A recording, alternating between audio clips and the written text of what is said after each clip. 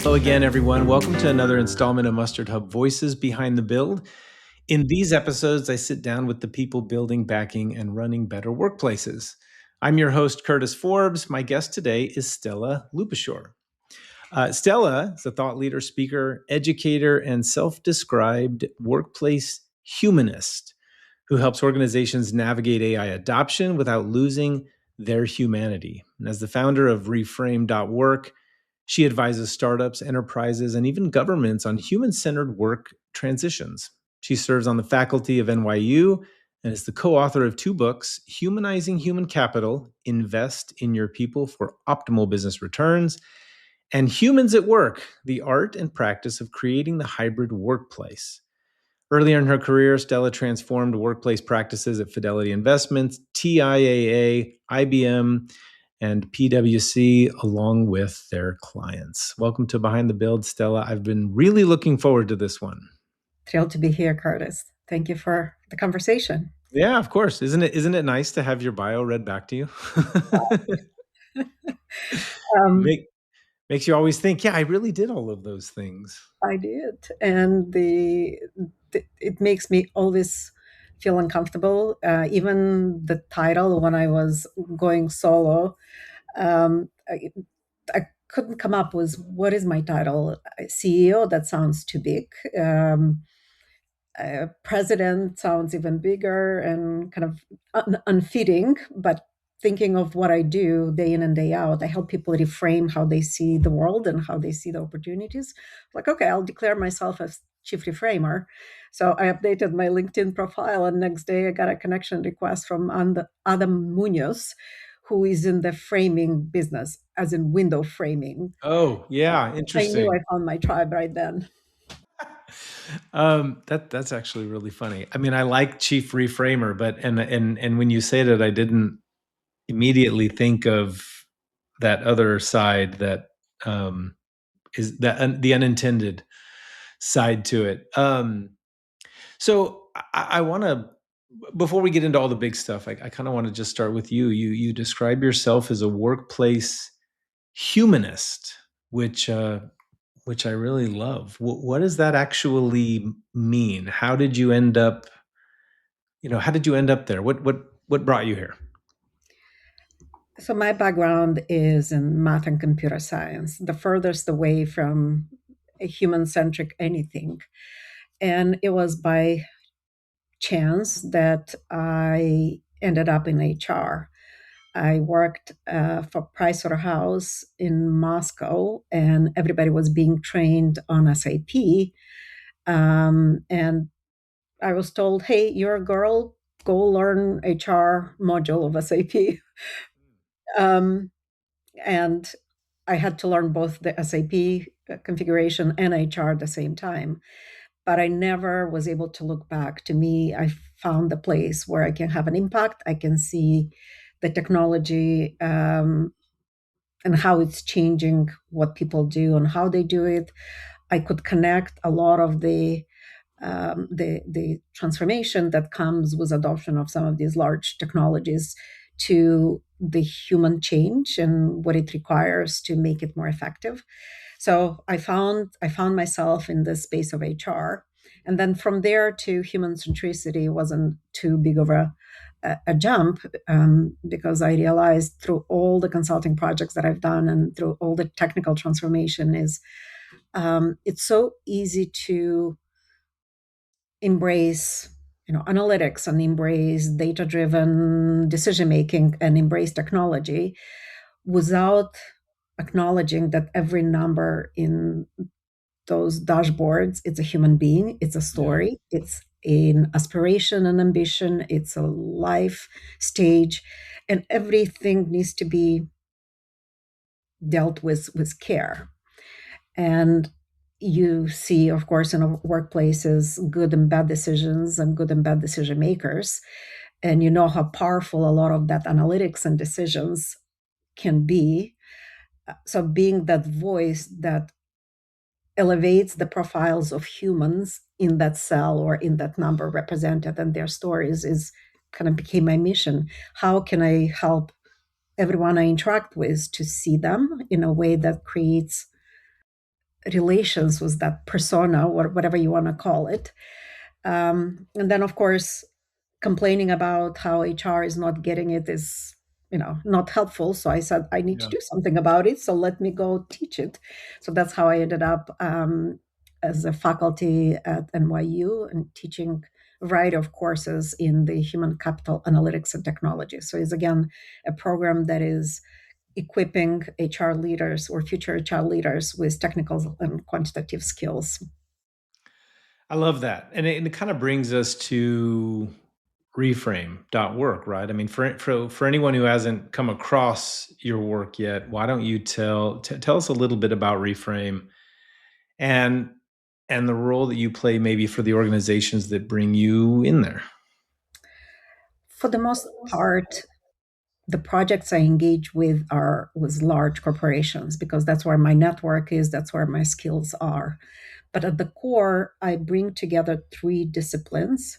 One is the human centered design, Mhm. second is technology that can be used to improve the worker experience, and analytics that allows you to not only measure the baseline of what improvements could be or where the improvements and interventions in that experience can occur and the outcomes you're going after. So let me give an example, right? Yeah. If you are a consumer facing brand, you will have all sorts of measurements along the life cycle of that consumer to understand what attracted them to you, how can you make that experience better, how is the purchasing experience looking like up until they put the credit card or whatever it is the outcome that you're going after.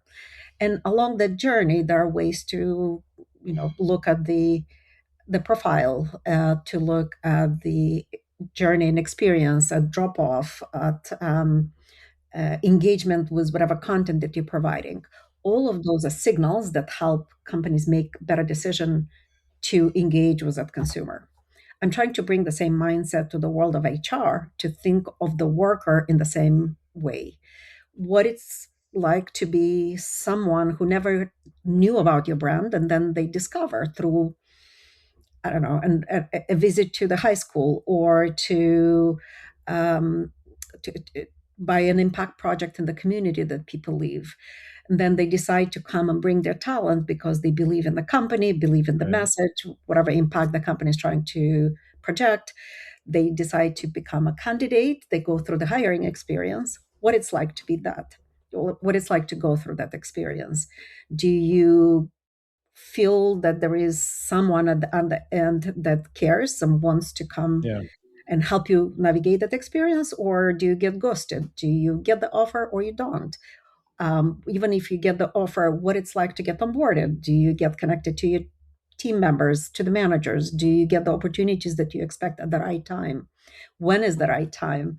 Do you have the opportunity to grow, um, progress in your career, even when you leave? What is that relationship of leaving and departing and the Right. memories that you're going to hold? And then what will be the subsequent relationship? Do you have um, opportunity to come as a contractor? Do you participate in volunteering activities for the company? Are you a brand ambassador? Do you want to come as a boomerang employee again? All of that creates lots of interaction and opportunity for data to capture. Right. And then you can think through ways of improving that experience, reducing the friction for the worker, and then trying to create those interventions from HR perspective that will have an impact on the business outcome. So if you care about growing your top line, you need to find the right type of salespeople who can build the right type of relationships, who can be in the right environment with the right goals, and the right training, access to the resources they need, such that they can close that relationship and close that sale. You can create a very quick value chain between the decisions you make along the way and the experience you create for that salesperson and the business outcome. So that was a longer answer probably that you were expecting, but that encapsulates the work that I do with my clients. We're very big on data here, so you're kind of speaking my language, right? Especially when we look, at internal teams, right? Not necessarily customers, but well, internal customers, right? If we want to consider them, your employees, that which is often how I used to characterize them in some of my former ventures. But you've sat inside places like Fidelity and IBM and Price Waterhouse, and now you advise everyone from startups to governments. So I'm curious, which is, I mean, uh, what did seeing the workplace from all those different altitudes kind of teach you that maybe you couldn't have learned from any single seat? It, it may not, it may seem counterintuitive because you think of the scale and the complexity of problems they all deal with, Yeah. but they're very interconnected. So let's take an enterprise. They have a problem. Well, how do we transition to this AI enabled future? There are no textbooks, there are no, easy methodologies. Everybody's figuring it out because we're all very early on. Things are changing very fast. The way to stay connected and understand what actually is getting built that can help with the transition is monitoring and staying on top of what type of technology is being built, looking at the startup ecosystem, where the investments are going, and what are the capabilities and features that are going to be available at what trajectory in the future. You need to also understand the broader conversation and context around it. You need to understand the regulatory environment. You need to Mm, understand where political leanings and preferences are going to go.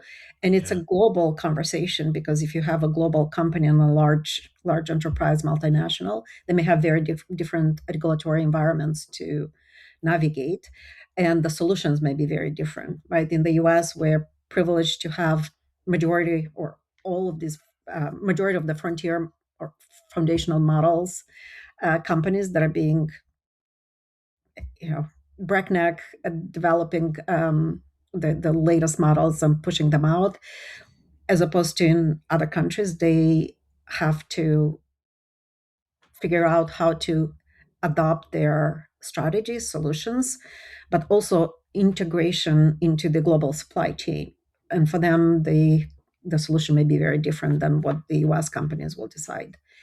And then looking at the teaching experience, I can see my students who are just entering the labor force and the concerns they have and the behaviors they exhibit in interacting with a lot of these technologies. And it makes me think, wait, what does it mean in terms of the education? What does it mean in terms of the workplace dynamics and Mm, relationship with their teammates and relationship to their managers? And what does it mean at the HR level? Do you need to change performance management? Do you need to change how you recruit and how you assess people, how you pay them? All of that is interconnected.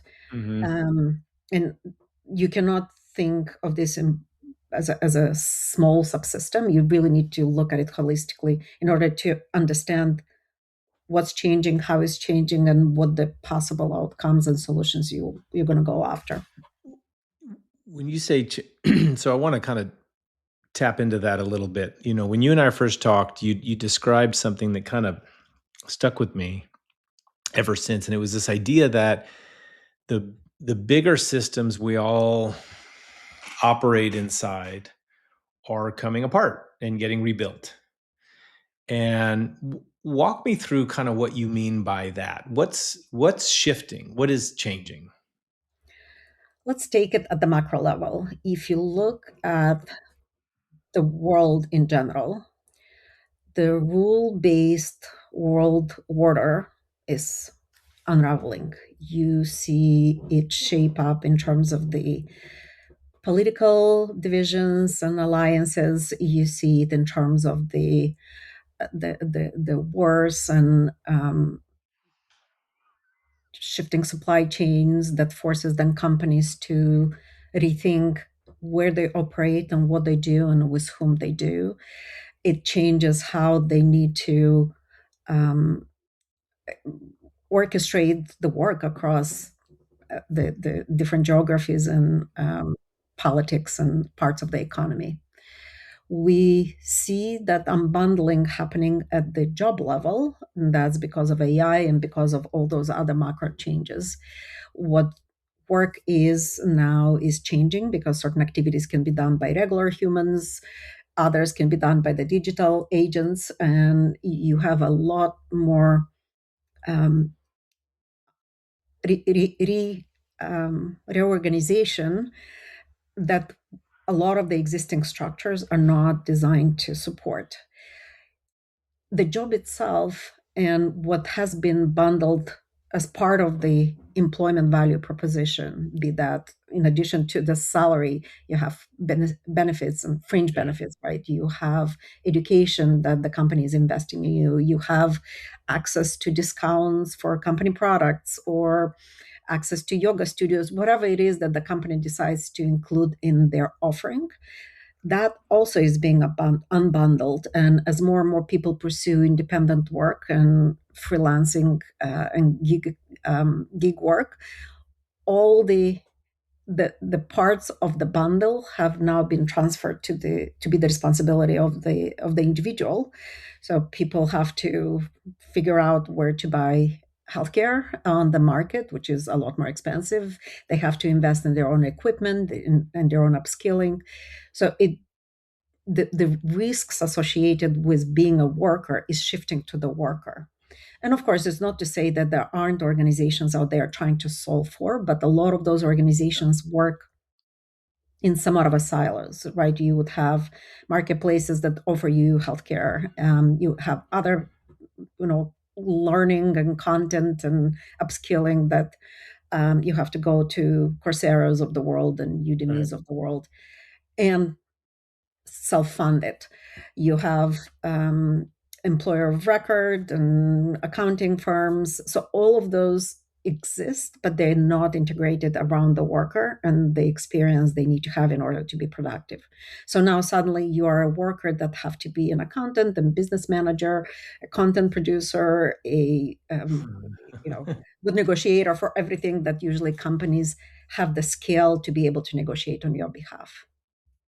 You know, you you talked about a lot of different things, right, that don't always show up in those HR conversations, right? Whether it's these global or macroeconomic, or externalities, right, outside of the control of those organizations themselves, right? Different, political issues, supply chains relocalizing, a lot of things, and then AI obviously layered on top of all of these things. And I don't know, it's kind of it's incredible to think how those forces reach down and land on the company's people, the individuals, like you said, who are now having to bear a lot of this burden. And maybe I would turn that around and say, I think a lot of leaders can feel pressure, but don't maybe know how to articulate or name what that pressure is that they feel. And when those macro forces hit an organization, what's the first thing in the organization that starts to bend? I understand how it affects the people, right, disproportionately, but now what happens inside the organization? We need to think of organizations also as complex systems, right? People, organizations are a collection of people, and people behavior and performance is their natural reaction to the context in which they work. So if I am rewarded for certain behaviors, I'm going to do that, regardless of what the values of the company on the wall say, regardless of what the shareholder meeting was about. People do the easiest thing day in and day out that is a natural reaction to the environment in which they work. So if you want to help people and collection of people in the organization to go in the right direction, you need to construct some of these systems in a way that rewards the type of behavior that the company needs to survive. And lately, I think the collection of those behaviors is changing, right? It used to be that you need to have this longer term view, but also you need to balance it with the quarterly results expectations. And certain decisions are being driven mostly by financial engineering and accounting, games that you want to play. And now, given the volatility that we see around us, given the pressure we have, and given the fact that a lot of content became so personalized down to the little bubble that you belong to, that there is no big shared reality for everyone, you really Right. need to develop new type of skills and new type of muscles. First, how do you understand the signals such that you can construct a real understanding of what's happening, right? Not what is breaking news, because the news cycle in 24 hours will move on to something else. Yeah. It'll be too late for you to react. How do you detect has a staying power versus what's kind of a flash in a pan for the time being? How do you prepare for the long-term future more through the scenario planning lens? What are the best case scenario? What are the worst case scenario? And what is the more likely scenario? And what are the steps that you can take now, regardless of what scenario is going to play out? Because those Right. are the good decisions to make. How do you make decisions? How do you make decisions for the whole collection of stakeholders, not just prioritizing shareholders or Right. certain stakeholders in your ecosystem? Does the company reputation matter? How do you manage that? How do you communicate it to both internal and external stakeholders, so to speak? Because it has to match. Just because you don't have anymore the luxury of time, and Right. things spread very quickly. And customers are very smart. Prospective employees are very smart. Everybody is staying attuned to what's happening, and everybody's going to make decision um, for themselves on whether or not they want to associate themselves with your company. So the type of leadership that we need to build and the skills are relatively more about being adaptive and Yeah. being very astute about the world around you, and knowing how to navigate that uncertainty, and helping your team do the same. That sounds, I mean, it almost sounds like that's an entire semester's worth of content and classes by itself. But it's almost, you know, just rethinking the most basic questions. What is the job, and who does it, and where is it done? And you're putting those um, suddenly back on the table, right? After they've been, we've treated them as settled, right, for a very long time, and now it's like I said, it's putting it back on the table. And it's more than just the work and the workforce. I refer to this framework as 4 Ws, right? First of all, you have to start with what is the work that needs to get done, not the jobs you're hiring for. Those are just containers to filter out Right. Right. unqualified candidates. But what is the essence of what needs to get done? Who is the optimal worker to do that work? And that, again, is not just a binary, an employee or a contractor. It can be teams, it can be alliances, it can be partnerships, it can be digital labor, it can be robots, right? That's all part of your workforce spectrum. Once you understand the match between the work to be done and the worker that can do it best, then you think about the workplace and that context. What type of environment do you want to construct for Yeah. those two to be done effectively? And then the last W, it's worth. It's the value exchange, Yeah. because Okay. what people come to work for is very different. Some people at the early in their career, they want to grow up in their skills, grow up in their status, attain whatever title they in the corner office. Some people just want to do Right. their work from 9 to 5 and then Then go go home. live their Yeah. life. During the pandemic, well-being and safety was a top priority. Now, no longer the case. Now, stability matters. So it's not Right. only that it changes what matters to you depending on your life stage and your upbringing and your expectations, but also the environment and the world around us, and that is shaping the conversation. So thinking through that lens, and organizations need to make decisions about what is it that we want to be known for as a company, because that will then become the lens and the filter through which we make decisions, and saying, you're not going to be here for making the maximum amount of money, but will make you employable for the rest of your life. That's just one critical principle that you use. And then you make the decision through that filter. And then the people who are expected or interested in that value that you offer will be attracted by that because you are living through it. And the current employees will be showing the evidence, the practices that people are experiencing will have the evidence. So it's kind of a fair exchange, and you're not selling vaporware at the end of the day. Yeah. You said it a few minutes ago, and I want to bring it up, but something that we talked about on our call, and I've sort of been chewing on this, is this question of whether digital labor is now part of your workforce.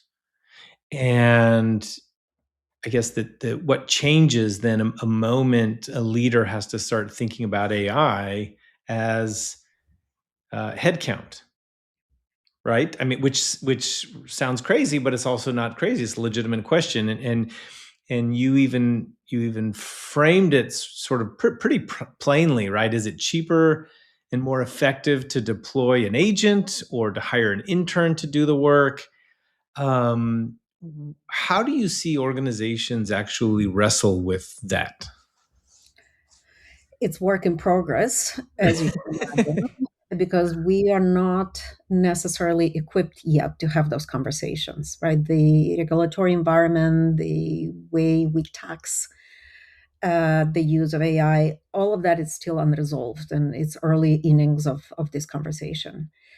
There are examples of where companies leaning in heavily on AI utilization, and we've seen in the last couple of days news coming out that Amazon and Microsoft cut out the letterboards and the, the measurement of your token utilization because they realized how expensive it is.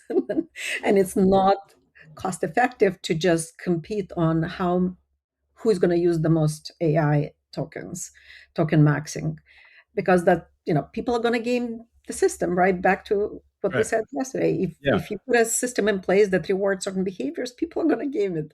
It's rational. So it was only a matter of time until something like this happened.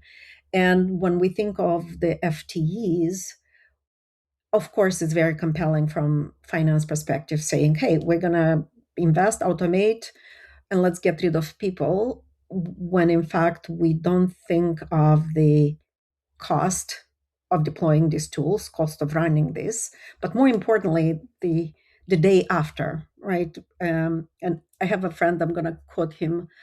Um, the statement was a German statement: surgery is successful, patient dead.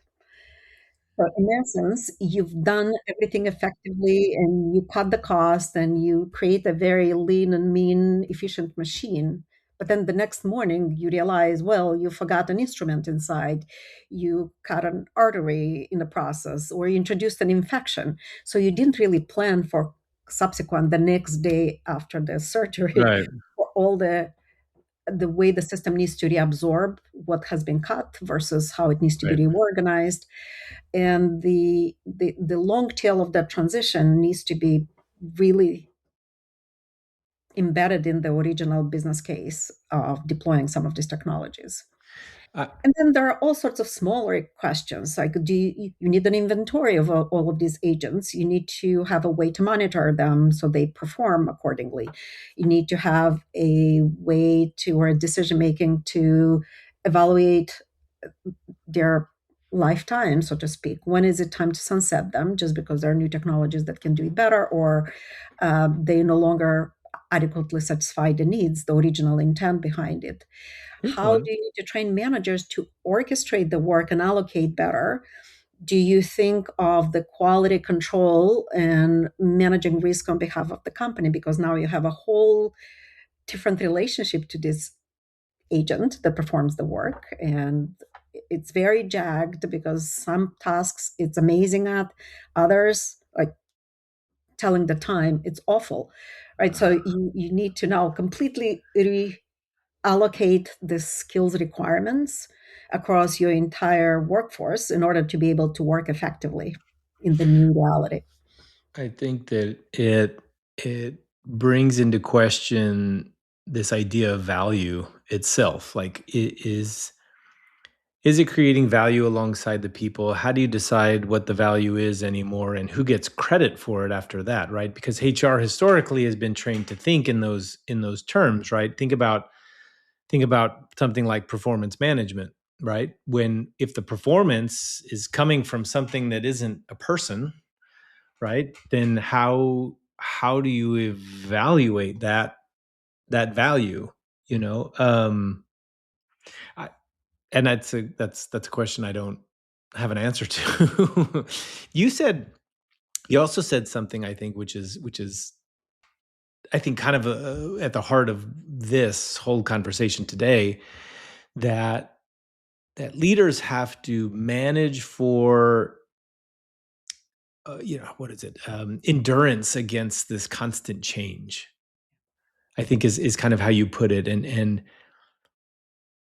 I've never really thought about this idea of managing for endurance. What does that look like day to day? How is it different from what we did 10 years ago? And what does that look like in terms of now, this the our coworkers who are not human? And to just give more context to the listeners, right? We always talk about resilience. You need to build resilient organizations, resilient people, such they can deal with stress. But when the stress and changes and volatility, it's relentless. It's day in and day out. You need to strap on for the long haul, right? This is not something that will come and go tomorrow, or will come, you'll take a yoga class or meditate and calm down. You have to build that endurance for the long term to be able to live in this high stress environment and fast paced changing.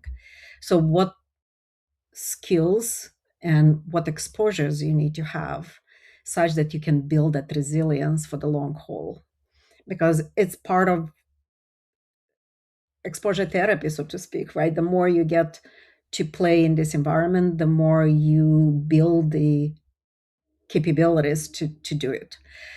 How do you create that environment for your team members in a way that is safe and doesn't burn them out? And again, this is not a classic leadership model, top down, you shall, right? That's not going to work. You need to build resilience. You need to build um, give exposure to team members to do it in a safe way. You need to have empathy when things fail and fall apart. You need to give people space and grace when things don't work out. You need to celebrate failures because that's the only way they'll learn to take risks again. You need to fight the system to change the reward structures to reward the right type of behavior and create that context for people.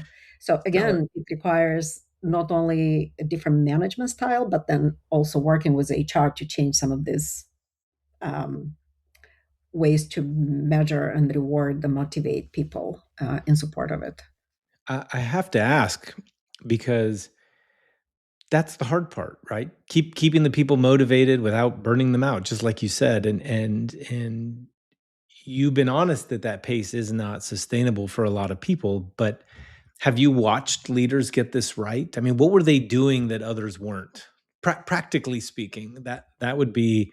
And I should be taking notes here. Thank goodness this is recorded. But I have to know, because that list is something that I think every leader thinks about. So how do you do it? I think the best period when a lot of these behaviors were very front and center was during the pandemic. We saw policies change under 2 weeks when typically it would take a whole year to make a change. You saw leaders showing up on Zoom calls with kids running in the background and making it okay to not be okay, being vulnerable and showing empathy for themselves and for the teams, making decisions that may not have been politically correct just because that gave the stability to people or the message that they needed at that point in time. You don't have the answers, and you have to be honest that you don't, and nobody has them.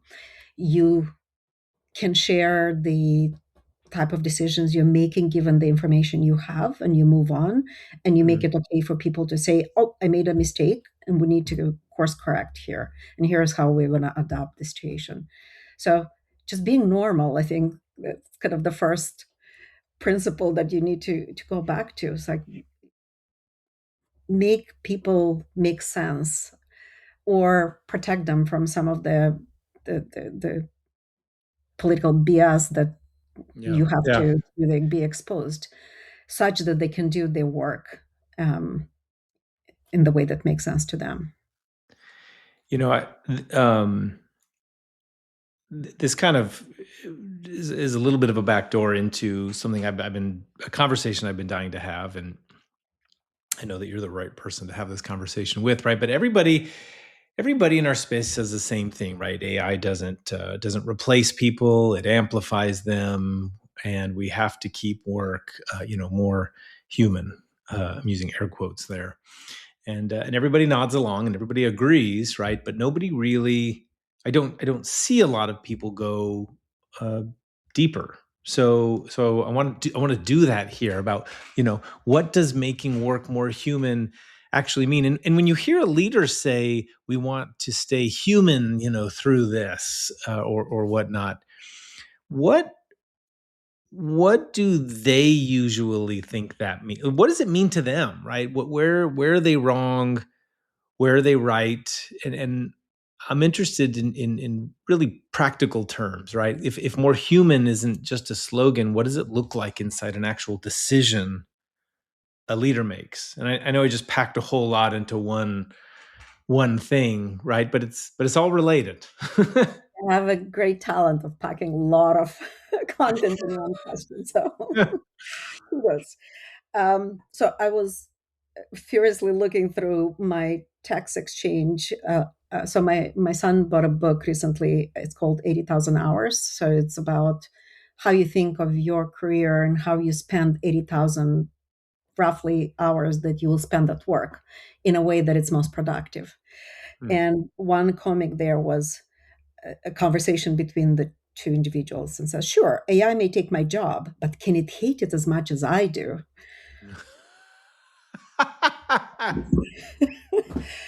And I think the point that I'm trying to get to is bunch of stuff in our work. It's waste of time to some degree. Yeah. You have to do mindless activity for the sake of activity, and you get measured on how much time you spend on doing that activity, when in fact it doesn't help you accomplish the end goal that you're trying to get to. Is just showing that you're making motion, not really doing what needs to get done. How many times we've been in a situation where it's like, who came up with this process? Because a lot of it's engineered by engineers and they think in a certain way, not necessarily how the humans participate and do the work and build relationships. So we need to move from that design by engineers towards design by designers. So you have a lot of systems that were designed by engineers that assume that you have all the skills, you have all the resources, the process is going to go effectively. There's no, you know, option A, option B, option D that may have a lot of exceptions, or maybe you're disabled or have low vision or cannot hear, and it's not it works for 80% of the time for 80% of the people, but there's a whole 20% left out there as kind of edge cases. Design, human-centered design brings different lens. You look at the different personas that are engaging with whatever you're building. You look at what are the exceptions and the edge cases that you need to account for. How might you come up with solutions that include everybody, not just what's optimal and the cheapest way to do it? Uh, Simple example, right? You say we're going to have parental benefits. What if I'm not a parent? What if I'm too old to be a parent, but I have caregiving responsibilities and I still need the same benefits, but it's just called differently? Can you create an offering that more people can take advantage of? If you're thinking of designing a just a hiring experience, how will different people with low vision, let's say, interact with your website? Is it accessible? You would be surprised how few people consider accessibility as part of their initial design process, Right, and right, right. as a result, we end up with a society that um, has, I think, 75% of unemployment across people with disabilities.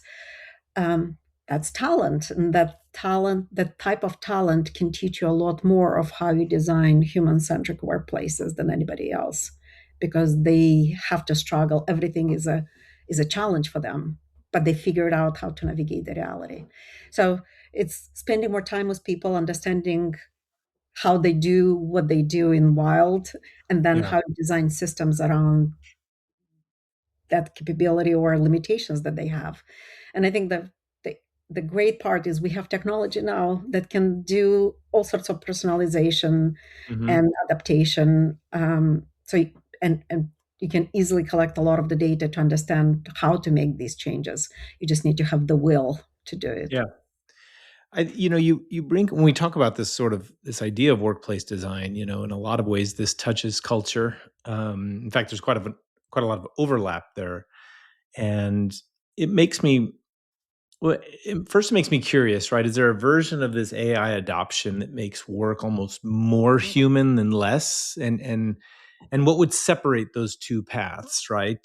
And then I guess second, I'm curious the mistakes that you see leaders make when they're trying to hold on to these like old culture, right, in a workplace that no longer looks like what it used to because of this new adoption.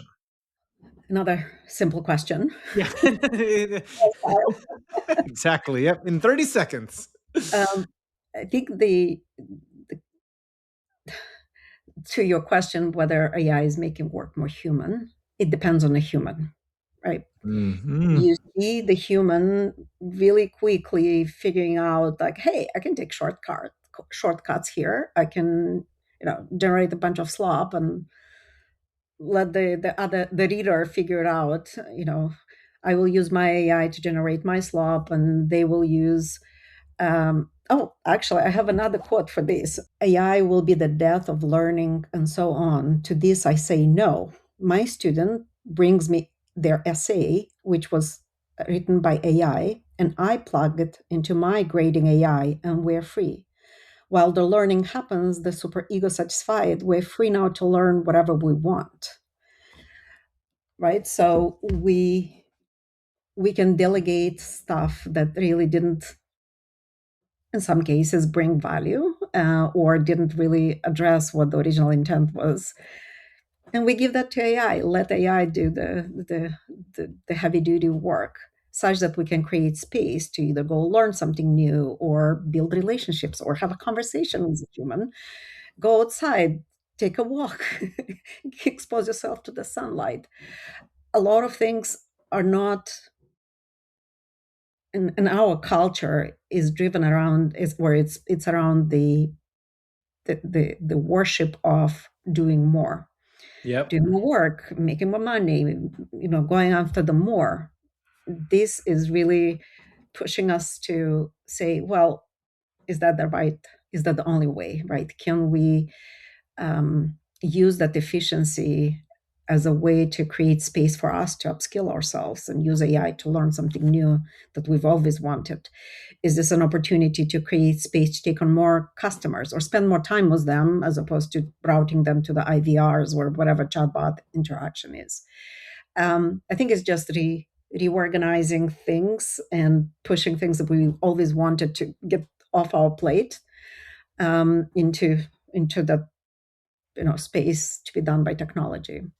As far as the culture, I think what's missing from leadership discussion is the transition. Hmm. We think of this project or transition to AI reorganized, reorchestrated workplace as yet another technology adoption. And we will have IT design the project plan and deploy environments and build guardrails, and you have cross-functional teams deciding what you shall or not do. And off you go. You got your um, marching goals, and somebody's going to have a leaderboard tracking your token use and make decisions based on that, as opposed to saying it's a very different type of transformation. You need to look at AI as one of those foundational technology, general purpose technologies. Yeah. So how mechanical loom was a general purpose technology that transformed textile, built new skills, reduced the variability of craftspeople, and created whole new sets of industry, opened the door for mechanization, connected, you know, broader industrial bases and machines. Electricity was another foundational or general purpose technology that then created whole new sectors and new ways of making money and powering up the factories and Hmm. Hmm. reducing more human variability in the process, right? So we need to look at AI as a similar type of general purpose technology that creates space to reinvent a lot of things. And that transition to the future requires a lot of deliberate planning, not only at the organizational level, how you help people navigate through this transition and adopt it and change the work, change the reward system, the context, but also at the governmental level, right? We talk about safety nets, and those get activated when you're in dire strait, and it's only for a period of time, as opposed to thinking through the concepts of transition net, helping people build that endurance because they will have to change jobs and reimagine and reinvent themselves, and having the network of people to help them find that next opportunity or refer them to that, helping them upskill in between the jobs opportunities, helping them with all the things that were in the bundle such Hmm.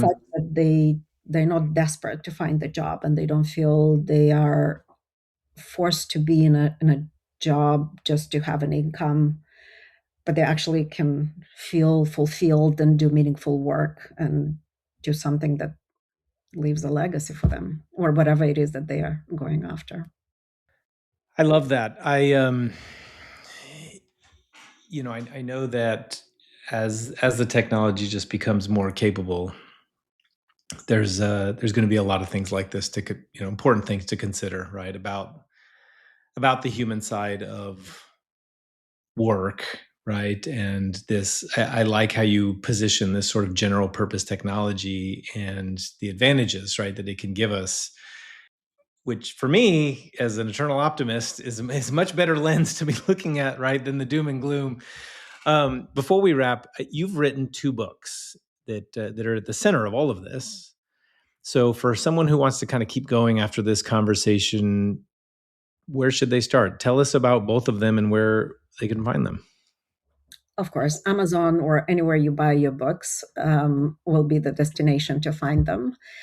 Um, for Humanizing Human Capital, my co-author and I, Solange Charas, we write monthly blogs on different topics. So last year we had the whole series on We've Been Here Before, looking at it through the lens of history and how some of these waves of different technologies changed uh, what work is, how the work gets organized, how it impacts economies, how it changes human relations to the workplace.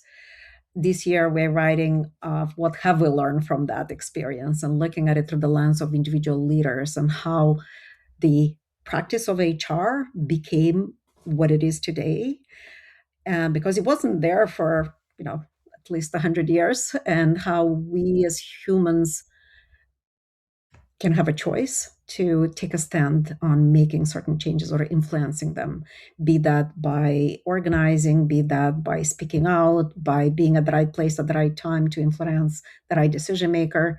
So the call to action in some of these blogs are, hey, we all have a role to play in this ecosystem, in the change.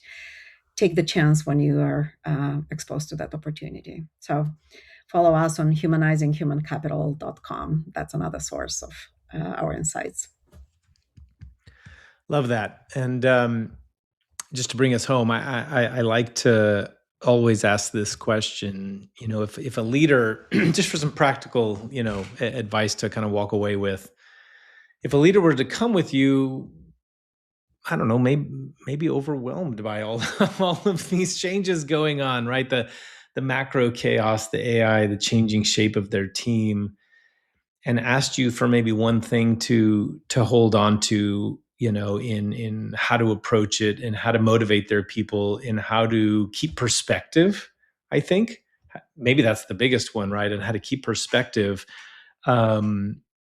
in terms of the direction that these things are going and the impact, right, on their organization. What is it that you're going to tell them if you did? And I know that's another one of those simple questions, right? But if you only had a minute on an elevator before it got to the top and their door, they walked right out the door, what is it that you'd tell them? We've been here before. That's one line that helps me ground myself and say, all right, can we find in the history what parallel or analog activities happen? How did humanity navigate it? How did it change how decisions are being made, what the reality looks like, what you as a human being need to continue to hold on to? So looking through the historical analogs, usually it's a very calming exercise. Like, well, we actually live in an environment and in a society where we have abundance of resources. We have so much innovation happening. There are so many breakthroughs. Mm-hmm. We are healthiest. We are the most wealthy that we've ever been. So it's always looking in broader historical arc that will help you realize that it's okay. We are in the place where we need to be. We all have the chance to make an impact day in and day out, building relationships, helping other people make meaning out of the work they do. Stressing over things you cannot control is useless. So stress over things you can and do a good thing for the human next to you. I love it. Stella, that was every bit the conversation that I hoped that it would be. I really appreciate you joining me here today. Thank you so much. It was a pleasure. Thanks to all of you watching and listening to MustardHub Voices Behind the Build. If this one resonated, go pick up Stella's books, Humanizing Human Capital and Humans at Work, and follow her work over at reframe.work. Visit us at mustardhub.com to learn more about how we help become destinations for workplace happiness and turn culture into a competitive edge. And subscribe so you don't miss the next episode. Until next time.